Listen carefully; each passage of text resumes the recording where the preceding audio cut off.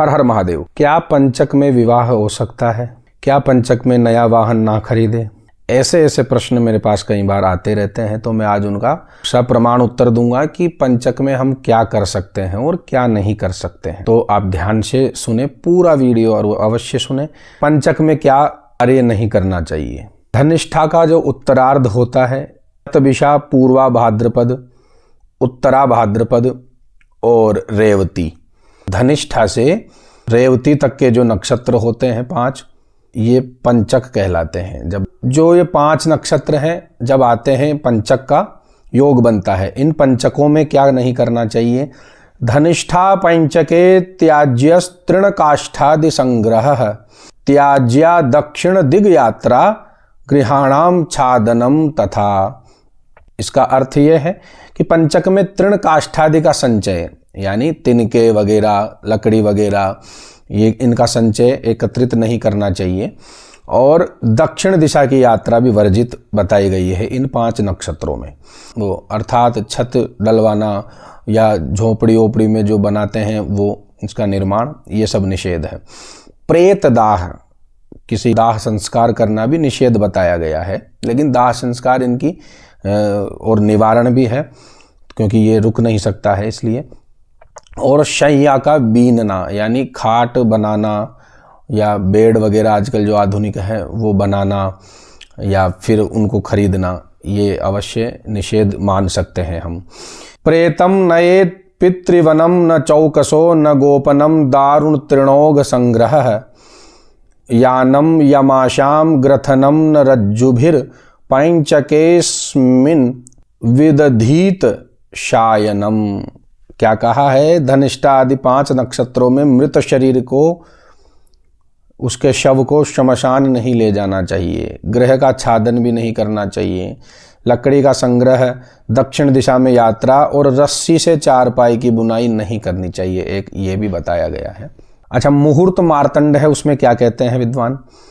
प्रेत ज्वालन शय्या का वितनने स्तंभोच्छ्रयम याम्यदिक, यानम काष्ठ तृणोच्चयम परिहरेत कुंभद्वयस्थे विधाऊ। इसमें शव का नहीं जलाना, शैया, खाट, चटाई, पलंग आदि का ना बीनना ना बनाना, घर में स्तंभ आदि गाड़ना भी नहीं चाहिए, दक्षिण दिशा की यात्रा भी नहीं करनी चाहिए, लकड़ी जलावन, तृण आदि का संग्रह भी नहीं करना चाहिए।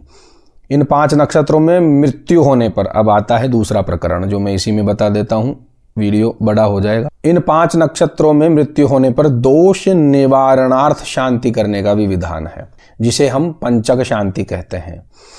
निर्णय सिंधु और जो धर्म सिंधु है, उनके आधार पर विशेष बात यह बताई गई है कि यदि मृत्यु पंचक के पहले हो गई हो तो दाह पंचक में होना हो तो पुत्तल दाह का विधान करना चाहिए, यानी पुतले बनते हैं पंचकों के।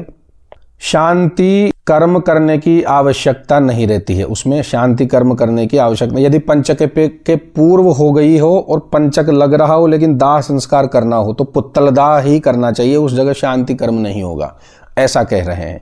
यदि मृत्यु भी पंचक में हुई हो और दाह कर्म भी पंचक में हुआ हो तो पुत्तल दाह भी करें और शांति भी करें। पंचक दोष शांति भी करनी चाहिए, फिर पंचक शांति भी करनी चाहिए, दोनों कर्म करें। पंचक शांति इसलिए भी आवश्यक है कि इसका प्रभाव पारिवारिक लोगों पर भी नहीं पड़ता है।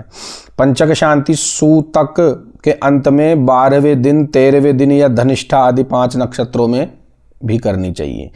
पंचक में मरण होने पर पुत्तल दाह का विधान है, जो आपको थोड़ा सा मैं छोटा सा विधान भी बता देता हूं। यदि कोई पंचक में मर जाता है तो वह वंशजों को भी मार डालता है, ऐसा कहते हैं, और ऐसा होता भी है, आप सभी देखते हैं। त्रिपुष्कर और भरणी नक्षत्र में भी यही अनर्थ प्राप्त हो सकता है। ऐसी स्थिति में अनिष्ट के निवारण के लिए कुशों की 5 प्रतिमा यानी पुतले बनावे और सूत्र से वेष्टित करके बांधकर जौ के आटे की पीठी से उनका लेपन कर देवें। उन प्रतिमाओं के साथ शव का भी दाह करें। पुत्तलों के नाम क्रमशः इस प्रकार हैं। क्या क्या नाम है मैं नाम भी बता देता हूं। प्रेतवाह, दूसरा होता है प्रेत सखा, तीसरा होता है प्रेतप, चौथा होता है प्रेत भूमिप तथा 5वां होता है प्रेत हरता। ये नाम है। पुत्तल दाह का जो संकल्प होता है वो करवा लेवे, उनका पूजन भी करें और पूजन के बाद में प्रेतवाह नामक पहले पुतले को शव के सिर पर रखना है। पहला जो पुतला है वो शव के सिर पर रखना है, दूसरे को नेत्रों पे रखना है, तीसरे को बाई कोख पर, बाई जो खांक होती है वहीं पर रखना है, चौथे को नाभि पर रखना है और पांचवें को पैरों पर रखकर पांचों पर घी की आहुति भी देनी होती है वहां पर, जिसका क्रमशः यह विधान है कि प्रेत वाहाय स्वाहा, प्रेत सखाय स्वाहा, प्रेत पाय स्वाहा, प्रेत भूमि पाय स्वाहा और प्रेत हरतरे स्वाहा। इसके बाद में शव का दाह करें और बाकी के जो विधान हैं वो संपूर्ण करवाएं। तो आज मैंने आपको ये पंचक शांति का भी विधान बताया है। पंचकों में क्या करना चाहिए वो भी मैंने आपको बताया है, पंचकों में क्या नहीं कर सकते हैं वो भी मैंने आपको बताया।